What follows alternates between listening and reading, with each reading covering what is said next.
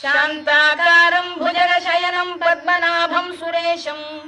विश्वाधारं गगनसदृशं मेघवर्णं शुभांगम्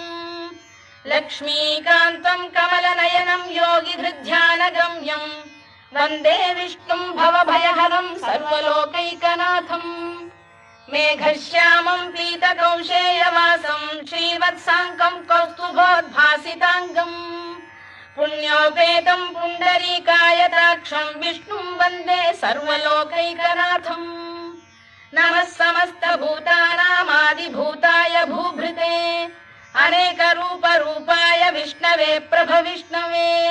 सशङ्खचक्रं सकिरीटकुण्डलं सपीतवस्त्रं सरसीरुहेक्षणं सहारवक्षस्थलशोभिकौस्तुभं नमामि विष्णुं शिरसा चतुर्भुजम्